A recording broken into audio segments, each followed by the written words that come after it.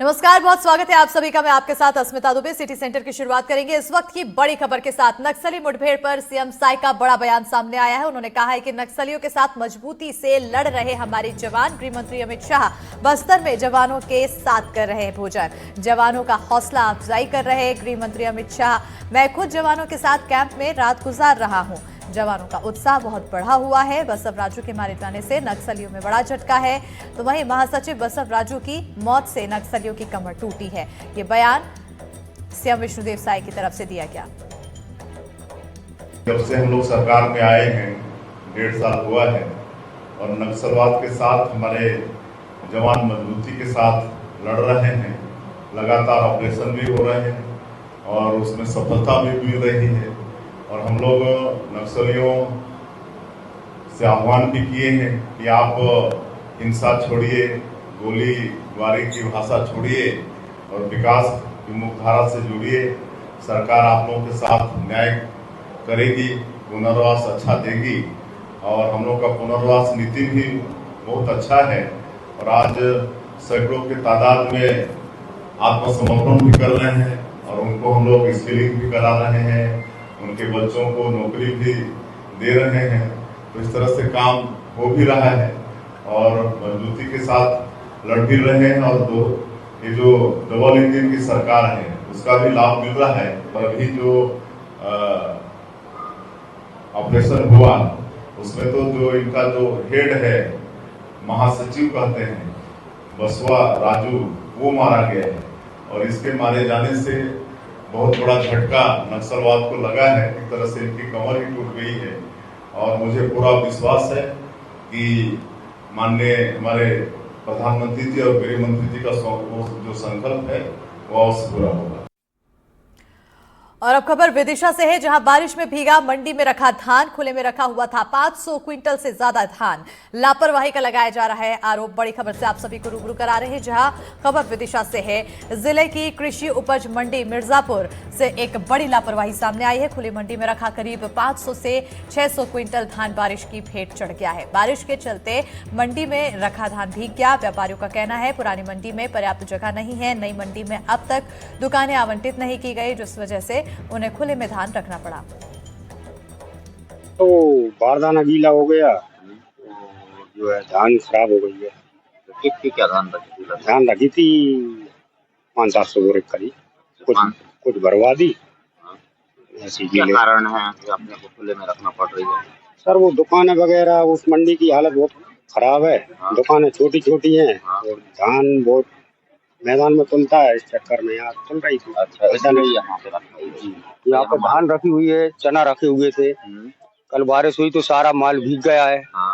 बारदाना पूरा आप देख ही रहे हैं, पूरा गीला हो गया है। जिसको पलटी कराया है, काफी नुकसान हुआ है। कल लगभग कितने का नुकसान हुआ? 40-50 हजार रुपए का बारदाने में नुकसान है, माल का नुकसान है, लेबर का 50-60 हजार रुपए का नुकसान है। कई व्यापारियों का यहाँ सबका हुआ है, जिनका माल तुला हुआ था मंडी में, सारे बाहर से रोडों पर, उनका सारे व्यापारियों का नुकसान हुआ है। और इसी पर ज्यादा जानकारी के साथ सहयोगी नावेद खान फोन लाइन पर जुड़ चुके हैं। नावेद, क्या कुछ अधिक जानकारी, आखिर कितना नुकसान, कैसी रही व्यवस्था और अब क्या कुछ किया जाएगा? जी हाँ, मैं आपको बता दूं, अचानक मौसम के मिजाज बदले हैं। इससे किसानों के लिए ये आफत की बारिश बन के आई है। विदिशा जिले की कृषि उपज मंडी की अगर बात की जाए तो मिर्जापुर में एक बड़ी लापरवाही भी सामने आई है, जिसमें तेज बारिश से व्यापारियों की मेहनत पर पानी फेर दिया है। खुली मंडी में रखा करीब 500 से 600 क्विंटल की धान बारिश में बह चढ़ गई। इधर व्यापारी बता रहे हैं कि काफी बड़ा नुकसान हुआ है। अगर मंडी प्रशासन पहले से ही इंतजाम करता तो ये हालात ना बनते। इसमें जो बाहर धान पड़ी हुई थी वो पूरी तरह भीग गई है। और व्यापारियों का भी कहना है कि पुरानी मंडी में पर्याप्त जगह नहीं है और नई मंडी में जो जगह दी गई है उसमें दुकानें आवंटित नहीं की गई हैं, जिसमें खुले में धान रखना पड़ रहा है। और अब मौसम का एकदम अचानक बारिश से उनका काफी नुकसान हुआ। बिल्कुल, बहुत शुक्रिया नावेद तमाम जानकारी देने के लिए। तो कहीं ना कहीं ये बारिश किसानों के लिए आफत की बारिश बनकर आई और काफी ज्यादा नुकसान हुआ। ग्वालियर से इसी बीच बड़ी खबर है, जहां पुष्पा स्टाइल में लकड़ी की तस्करी की गई है। जखोदी में साख की नदी से मिला 25 क्विंटल लकड़ी। तस्कर खैर की लकड़ी की कर रहे थे तस्करी। कत्था और पान मसाला बनाने में होता है इस्तेमाल। विभाग से बचने के लिए नदी में डंप की थी खैर। वन विभाग नदियों और तालाबों की जांच में जुटा है।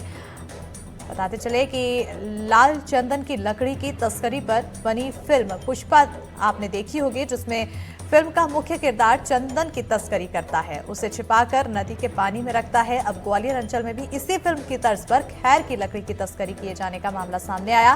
खैर कत्था बनाने का काम किया जाता है खैर से, और पान मसाला बनाने में भी इस्तेमाल होता है। वहीं बता दें कि बीते दिनों पुलिस और वन विभाग की टीम ने खैर की लकड़ी से भरे 2 ट्रक पकड़े थे। हालांकि उन ट्रकों में पूरी तरह से खैर की लकड़ी नहीं भरी थी। जांच में पता चला कि तस्करों ने जखोदी में बची खैर की लकड़ियों को साकी नदी में फेंककर छिपा दिया है। जब वन विभाग को मामले की जानकारी लगी तो बुधवार को नदी में जवानों ने तलाश शुरू की, जिसमें 35 क्विंटल खैर की लकड़ी बरामद हुई है। पुलिस ने तस्करी में कई आरोपियों को पकड़ा है। बताया जा रहा है कि आरोपी जंगल के अलग अलग जगह से खैर काट लाते थे और उसे जखौदी में नदी में फेंक देते थे और फिर मौका मिलते ही उसे राजस्थान होते हुए अलग अलग जगह ठिकाना लगाते थे। ग्वालियर वन मंडल के अंतर्गत ये खैर जो हमारा सोनचरिया अभ्यारण्य घाटी गांव है, उस क्षेत्र में इसके खैर के अवैध कटाई को लेकर के कार्रवाई की गई है, जिसमें राजस्थान के कुछ 2 ट्रक जब्त हुए हैं और वो ट्रक जो है 2024 के मॉडल भी हैं। ये चूंकि एक ऐसा है खैर को लेकर के कुछ इसमें गिरोह सक्रिय रूप से काम करते हैं। पहले भी इस पर कार्रवाइयाँ काफ़ी हुई हैं खैर को लेकर के, और वही इसी के कड़ी में ये एक बड़ी कार्रवाई है। अमृत भारत स्टेशन योजना के तहत स्टेशनों का कायाकल्प किया गया है। देश भर के 103 स्टेशनों का पीएम मोदी ने वर्चुअली उद्घाटन किया और इस दौरान केंद्रीय राज्य मंत्री तोखन साहू समेत क्षेत्र विधायक मौजूद रहे। तोखन साहू ने कहा है कि छत्तीसगढ़ के 5 स्टेशनों को प्रधानमंत्री ने देश की जनता को समर्पित किया।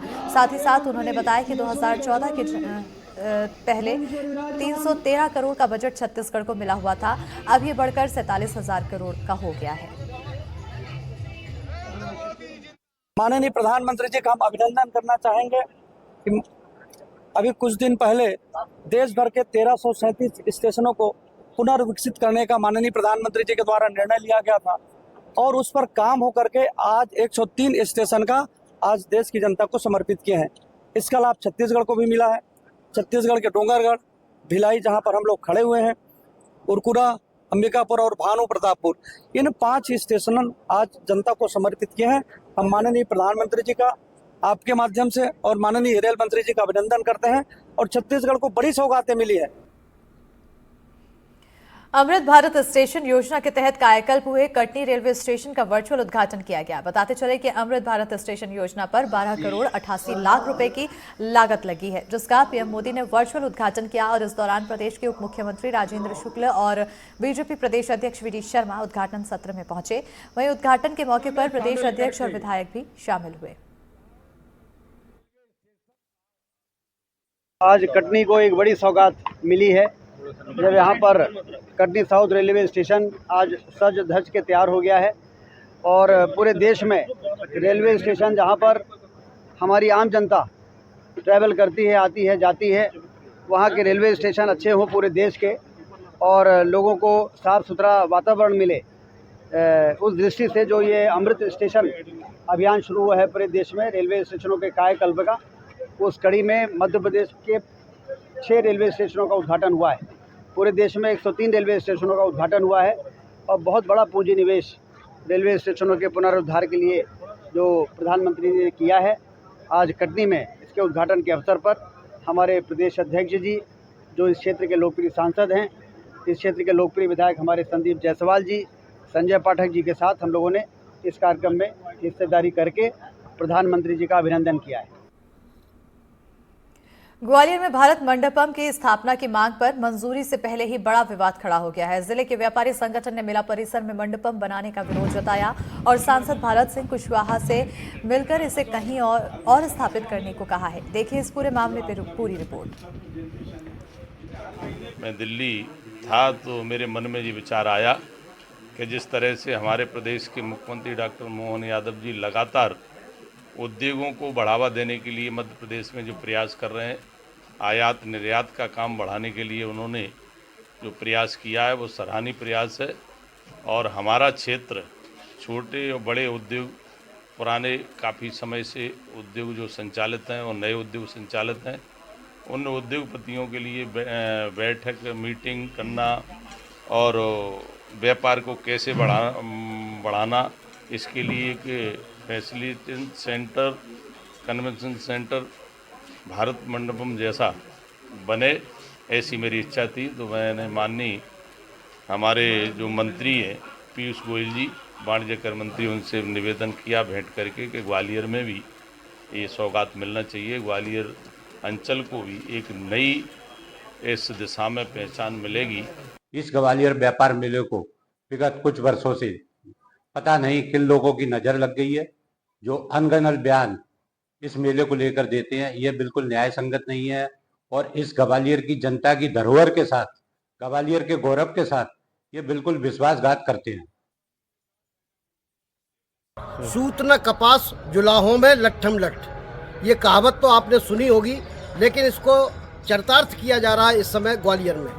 दरअसल ग्वालियर में जो सांसद हैं भारत सिंह, उन्होंने दिल्ली में उद्योग मंत्री से बातचीत करके और ग्वालियर में भारत मंडपम लाने की पहल की और इसकी सूचना यहाँ उन्होंने एक पत्र के माध्यम से दी और इसके बाद ही यहाँ का जो व्यापारी जगत है उसमें हलचल मच गई। दरअसल माना ये जा रहा था कि ये जो सामने सेंटर बनाया गया था, फैसिलिटेशन सेंटर, इस सेंटर को डेवलप करके भारत मंडपम के रूप में इसको विकसित किया जाए, लेकिन इस बात से मेला प्राधिकरण के जो व्यापारी संघ है वो भी नाराज है और जो उद्योगपति और व्यापारियों की संस्था है कैट, ये दोनों ही इसका विरोध कर रहे हैं। उनका ये कहना है कि फैसिलिटेशन सेंटर को और विस्तार किया जाना चाहिए, लेकिन यहाँ पर भारत मंडपम स्थापित नहीं किया जाना चाहिए, बल्कि इसके लिए जो साडा है, साडा में जगह ढूंढी जाना चाहिए। वहाँ अगर भारत मंडपम बनता है तो उस क्षेत्र का भी विकास होगा और मेले का स्वरूप भी बरकरार रह सकेगा।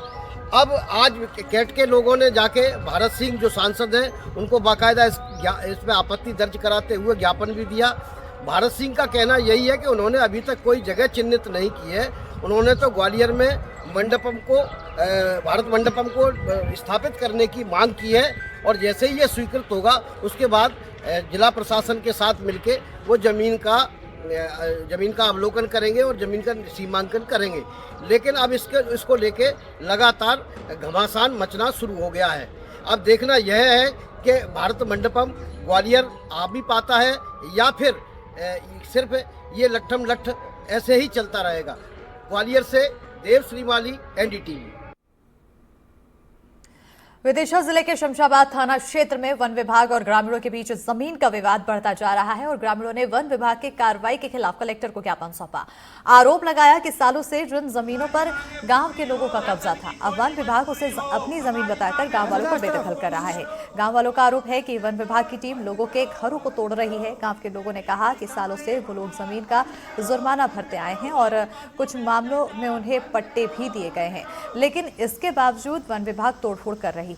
अब मामले में आदिवासी कांग्रेस पार्टी में गांव के लोगों के समर्थन में आ गई है और सही कार्रवाई की मांग कर रही है। देखना होगा प्रशासन ग्रामीणों की आवाज पर क्या कार्रवाई करता है। 58 नंबर तहसील का है, वन विभाग तो कर रहा है, जेसीबी चला रहे हैं, पेड़ पौधा लगाएंगे, घर हमें घर बन रहे हैं, वही में घर तो भी क्या रहे हैं। पट्टे वगैरह हैं आप लोगों का? पट्टे वगैरह यही जुर्माना भर रहे हैं तहसील में। कितने घर होंगे ऐसे? घर है 15-20 का। क्या बोल रहे थे अधिकारी? ये बोल रहे थे ये हटाओ नहीं यहाँ से, आप लोगों को? यही बोल रहे हैं। तहसील की है जमीन, जुर्माना भर रहे हैं, जुर्माने है और पटवा मैडम आई थी, क्या भी रहती तहसील की है। जा क्या चाहते हो आप लोग? क्या चाहते हो? हमारी जमीन हमें रह जाए, हमें घर न टूटे। वन विभाग की बिनती ले लें, हम भी तहसील वाले छोड़ दें। क्या मामला है पूरी? हमारे जो तहसील की भूमि है, परंपरा से कब्जा है हमारा 70-75 साल से, उसमें हमारे मकान बने हैं जो रेंज वाले हैं वो जाके उस पे चूना डाल के और चीरा लगा के तार फेंसिंग कर रहे हैं। हमारे घर जो बने हैं घर तोड़वा रहे हैं, उसी में हमारे पीने की व्यवस्था है, उसी में हमारी खाने पीने की है। हमारे पास कुछ नहीं है, बेघर हो रहे हैं। और हमारी कोई पटवारी कह रहा है कि राजस्व भूमि है जी, तहसीलदार का किसी की मानने को तैयार नहीं है। और वो नक्की करे आए और तार फेंसिंग करके हदबंदी करेंगे और वो नर्सरी लगाएंगे। हमको गांव छोड़ के भागना पड़ेगी वहाँ से। कितने परिवार ऐसे रहते हैं वहाँ पे? वहाँ पे लगभग 50 घर है गांव पे। वो तो पूरा टोटल गांव पूरा बेघर हो रहा है। पूरा गांव ही पूरा गांव बिल्कुल बेदखल हो गया वहाँ से। हाँ, हमारी जमीन छीन रहे हैं ये वन विभाग वाले हमारे। बताओ वही रोजी है, बाल बच्चे कहाँ से पाले जा बताओ। क्या बोलते हैं? कहते हैं कि जहाँ से भगो भगो। और मजबूर है हम, हमारे पास और कुछ है ही नहीं है ये बताओ साहब। कितने वर्षों से वहाँ रह रहे हैं? वहाँ कम से करा 100-200 साल से ज्यादा ही है। हाँ, 60-70 साल से हमारी वहाँ कागजदार हैं हम। किसके पास आ रहे हैं? कलेक्टर साहब के पास आए। कितनी बार आ चुके हो? कम से करा 4 बार आ चुके हैं साहब। जो 5 वो चक्कर है। हाँ, कोई आश्वासन नहीं मिला? वो कुछ नहीं मिला साहब। इस संदर्भ में आए हैं कि ये आदिवासी परिवार 70 वर्षों से जमीन पे खेतीबाड़ी कर रहा है। आज उस जमीन को वन विभाग वाले अपना बताकर उसे तार फेंसिंग करने पहुंच गए हैं और आज ये बता रहे हैं कि साहब ये जमीन वन विभाग की है। साहब, जब हम पूछ रहे हैं कि 70 सालों से जब ये लोग जमीन पे खेतीबाड़ी करके अपना घर का पालन पोषण कर रहे हैं और शासन की योजना जनमन चल रही है और खासतौर से शहरी समाज के लिए चला रहा है और शहरी समाज को या जमीन से बेदखल करने का कुकर्त भी कर रहे हैं, मैं जो नीति कैसे चल सकती है? एक तरफ तो या आप उनको बेदखल कर रहे हो जमीन से, या फिर ये झूठ बोलना बंद कर रहे कि हम जनमन मिशन के तहत आदिवासी शहरी गांव के उद्यान के लिए कार्य कर रहे हैं। ये सरकार की दोहरी नीति नहीं चलेगी। कहाँ का मामला? ये मामला है गंगरवाला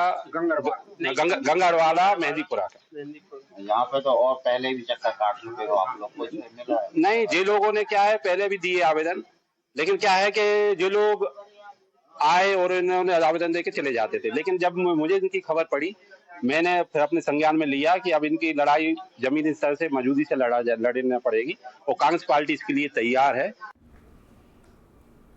नीट परीक्षा के दौरान उज्जैन इंदौर में हुई अव्यवस्था का मामला इंदौर कोर्ट पहुंच गया है। 50 से ज्यादा स्टूडेंट और अभिभावकों ने कोर्ट में याचिका दायर की और कहा कि 4 मई को हुई परीक्षा के दौरान आंधी बारिश और बिजली गुल होने से प्रश्न पत्र हल नहीं कर पाए, इसलिए री एग्जाम करवाने या फिर ग्रेस नंबर दिए जाने की मांग कर रहे हैं। वहीं स्टूडेंट और अभिभावकों से हमारे सहयोगी ने बातचीत की है। क्या कुछ बातचीत, आइए सुनते हैं।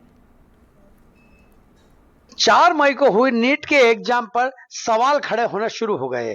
उसकी वजह है कि उज्जैन इंदौर में एग्जाम के दौरान आंधी तूफान चले थे, जिसके कारण जो बच्चे हैं वो परीक्षा नहीं दे पाए थे और वो सीधे सीधे इसको अन्याय बताते हुए हाई कोर्ट पहुंच गए। उनकी मांग है कि या तो एग्जाम पुनः हो जिससे कि उनका भविष्य खराब न हो सके। इसी को लेकर आज हम यहाँ नीट के एग्जाम देने वाले कुछ बच्चों और डॉक्टर से बात करेंगे जो यहाँ पर 2 बैठे हुए। तो सबसे पहले हम यहाँ से शुरू करते हैं। क्या शुभ नाम आपका? अर्णव सक्सेना। अर्णव, आपने नीट के एग्जाम दिए अभी जी, तो क्या प्रॉब्लम है आपको कि क्यों आपको उदास है, निराश है आप एग्जाम को लेके, तो क्या हुआ ऐसा? जी, एग्जाम के दौरान लाइट चली गई थी, बारिश हो रही थी, अंधेरा हो गया था पूरा। तो जो एंड के आधे घंटे थे उसमें 15 मिनट 10 मिनट के लिए लाइट चली गई थी, तो अंधेरे में पेपर नहीं दे पा रहे थे। जनरेटर था पर वो टर्न ऑन भी नहीं हुआ टाइम पे, तो अंधेरे में क्वेश्चंस छूटे कुछ, इस वजह से हम एग्जाम पूरी अच्छे से नहीं दे पाए। तो इसके लिए फिर अब आपने क्या करा? इसके लिए कोर्ट में केस करा है। आपका शुभ नाम क्या है? श्रेया शर्मा। श्रेया, आपने भी नीट के एग्जाम दिए हैं जी। कौन सा सेंटर था उज्जैन में आपका? मेरा महारानी लक्ष्मीबाई गर्ल्स स्कूल था। तो क्या हुआ कि जो आप हाईकोर्ट पहुंच गए एग्जाम के खिलाफ? सर, इतना ज्यादा आंधी तूफान होने के कारण जब करीबन 20-25 मिनट लाइट चली गई थी तो एकदम ब्लैकआउट हो गया था एंड कुछ दिख ही नहीं रहा था, तो उस चीज के कारण। आपका शुभ नाम क्या है? मेरा नाम नंदिनी घोष है। नंदिनी, आपने एग्जाम दिए, आपका सेंटर कौन सा था? मेरा सेंटर गवर्नमेंट पॉलिटेक्निक कॉलेज था। अच्छा, तो क्या प्रॉब्लम हुई? आप भी हाई कोर्ट गए और आप भी कह रहे हैं कि एग्जाम सही तरीके से नहीं हुए या आप उससे सेटिस्फाइड नहीं है, तो क्या चाहते हैं आप? क्या हुआ? क्या हुआ कि नीट एग्जाम के दिन लास्ट के 30 से 40 मिनट बिल्कुल भी लाइट नहीं थी आंधी तूफान के कारण, ना जनरेटर सुविधा थी सेंटर पर, जिसके कारण मैं क्वेश्चंस अटेम्प्ट भी नहीं कर पाई और इस साल मैं श्योर हूँ कि इस साल मेरा अच्छा परिणाम नहीं आ पाएगा। तो आपने इस नीट के एग्जाम के लिए कितने घंटे मेहनत करी थी? मैं रोज करीब 10 से 12 घंटे जरूर पढ़ती थी। अच्छा, अब आप क्या करेंगे? अब हमने पिटीशन तो डाला है हाई कोर्ट पर। हम चाहते हैं कि स्टूडेंट्स के साथ न्याय हो, कि रीनीट हो। जिस तरीके से स्टूडेंट ने बताया उसी मामले में हम यहाँ पर हमारे साथ में डॉक्टर तपन शर्मा भी मौजूद है। हम डॉक्टर साहब से पूछेंगे कि ऐसी कोई स्थिति पहले कभी हुई क्या और कितने लोगों ने वहां पे हाई कोर्ट में गुहार लगाई है। डॉक्टर साहब नमस्कार। डॉक्टर साहब ये बताएं कि नीट की जो एग्जाम को लेकर छात्र बता रहे हैं, तो ऐसी कंडीशन पहले कभी हुई है? ऐसा 2-3 बार हुआ है अलग अलग राज्यों में कि किसी न किसी कारण से कुछ आंधी तूफान आ गए। जैसे उड़ीसा में एक बार साइक्लोन आया था तो वहां पर भी हुई थी। कोविड के अंदर भी कुछ प्रॉब्लम्स हुई थी तो उसमें हुई थी। कभी पेपर आउट हो गया था, मेरे ख्याल से 95 में पेपर आउट हुआ था तो रीनीट हुई थी। तो प्रॉब्लम होती है तो रीनीट वापस से होना। आप भी डॉक्टर है, आप शुभ नाम आपका? डॉक्टर नीता सक्सेना। सक्सेना मैडम, आप ये बताएं कि जैसा डॉक्टर साहब ने बताया, बच्चों ने बताया कि ऐसी अव्यवस्था हुई, वो इस स्थिति के लिए उन्होंने प्रशासन को जिम्मेदार बता रहा है कि प्रशासन को मालूम होना चाहिए, व्यवस्था करके रखना चाहिए। ऐसी स्थिति में आप क्या सोचती है बच्चों के लिए क्या होना चाहिए? बिल्कुल व्यवस्था रखनी चाहिए थी। ये बहुत बड़ा अन्याय हुआ है बच्चों के साथ कि लाइट की पूरी व्यवस्था नहीं थी। इनका बहुत बड़ा नुकसान हुआ है इसमें। तो ऐसी स्थिति में प्रशासन को या शासन को क्या करना चाहिए? कोर्ट से क्या अपेक्षा करते हैं आप? सर रीनीट तो होना चाहिए। तो जैसा कि आपने देखा कि जहाँ स्टूडेंटों की भी ये मांग है कि रीनीट होना चाहिए, डॉक्टर साहब भी ये बता रहे हैं कि किस तरीके की व्यवस्था होना चाहिए और पूर्व में ऐसी स्थिति होने पर कहाँ एग्जाम हुए हैं और अब उनको उम्मीद है कि जो कोर्ट है इन बच्चों के हक में फैसला देगा। एनडीटीवी के लिए उज्जैन से ललित जैन। रीवा के कन्या महाविद्यालय में पेपर देने आई छात्राओं ने जमकर हंगामा किया। दरअसल छात्राओं का पॉलिटिकल साइंस का पेपर था, लेकिन उन्हें ह्यूमन राइट्स की परीक्षा देने के लिए कहा गया। उनके एडमिट कार्ड में भी ह्यूमन राइट्स लिखा हुआ था। छात्राओं का कहना है कि बीए सेकेंड ईयर में पेपर बदला नहीं जा सकता। फर्स्ट ईयर में हमने पॉलिटिकल साइंस का पेपर दिया था, सेकेंड ईयर में भी हम उसी सब्जेक्ट की परीक्षा देंगे। वहीं दूसरी ओर कॉलेज प्रबंधन रीवा विश्वविद्यालय के संपर्क में है। उसका कहना है कि हम 2 तारीख को लड़कियों की परीक्षा कराएंगे। वहीं दूसरी ओर कॉलेज प्रबंधन ने 13 छात्राओं की परीक्षा भी ले ली है, जबकि 100 से ज्यादा छात्राओं ने परीक्षा नहीं दिया है। अब सवाल ये उठता है कि कॉलेज प्रबंधन 2 तारीख को किस विषय की परीक्षा कराएगा। हम लोग ये चाहते हैं कि हमें डेट दी जाए और जो हमारा पॉलिटिकल थिंकर्स है उसी का हम एग्जाम देंगे। इसके लिए चाहे फिर उनको कुछ भी और सप्लीमेंट्री हमारे रिजल्ट में नहीं लगना चाहिए, क्योंकि यहाँ पे 100 से ज्यादा लड़कियां खड़ी। अगर आज 13 लड़कियां पेपर दे रही हैं और 13 लड़कियां जब पेपर दे रही तो बाकी लड़कियों के में तो सप्लीमेंट्री लग गई। हाँ, वही चीज है ना, 13 को भी पेपर नहीं देना चाहिए। बीए सेकेंड ईयर आज हमारा ओपन इलेक्टिव का पेपर होने वाला था पॉलिटिकल साइंस का। पिछले साल भी हम लोगों ने यही पेपर दिया था, बट यहाँ पे आके हमारा सब्जेक्ट चेंज किया गया, जर्नलिक इलेक्टिव कर दिया गया। आज के दिन तो हम एब्सेंट साबित हो जाएंगे, जबकि हम लोग आधे घंटे टाइम से पहले यहाँ पे मौजूद थे। 2 घंटे से हमें रोका गया कि डिसीजन होगा। न वीडियोस बन पा रहे हैं, न कैमरा ऑन हो पा रहा है। अब यहाँ पे बहुत सारी लड़कियां हैं जो वहाँ जाके बात कर रही थी। कई लड़कियों के फोन में वीडियोस भी होंगे, पर यहाँ मीडिया के सामने आने के लिए सब कोई डर रही है। पता नहीं क्यों, न क्लासेस रेगुलर, न कोई चीज। बार जीडीसी का इनाम क्यों सामने आ रहा है? और जो सब्जेक्ट बीए के बच्चे ले ही नहीं सकते, वो सब्जेक्ट हमारा कैसे हो गया? नहीं, बहिष्कार की बात नहीं है। इन लोग ने ह्यूमन राइट्स बहिष्कार नहीं है, ह्यूमन राइट्स का इन लोग ने भरा हुआ है, जो इनके आपको एडमिट कार्ड में भी दिखा दिया गया है। वो पेपर 2 तारीख को है। अब ये बोल रहे ह्यूमन राइट्स हमने नहीं पढ़ा है, राजनीतिक चिंतन पढ़ा है। तो राजनीतिक चिंतन का इनका हो जाएगा, दोबारा हो जाएगा पेपर 2 तारीख को। और इनके सब में ह्यूमन राइट्स भरा हुआ है, इन लोग ने खुद देखा हुआ है। तो आज ह्यूमन राइट्स का पेपर ही नहीं है, 2 तारीख को है, तो 2 को ही हम लोग करवाएंगे। बस इतनी सी बात है। देखिए, आप ये बताइए, पढ़ाया नहीं गया तो ये ह्यूमन राइट्स अगर इन लोगों के इसमें आ रहा है तो ये 15 दिन पहले क्यों नहीं देख रही है? अगर भरा हुआ है तो इनको खुद देखना चाहिए ना, इन लोग ने ह्यूमन राइट्स क्यों भरवाया हुआ है? तो दोनों बातें नहीं होती है। और इसी के साथ इस बुलेटिन में फिलहाल इतना ही। खबरों के लिए देखते रहिए एनडीटीवी मध्य प्रदेश छत्तीसगढ़।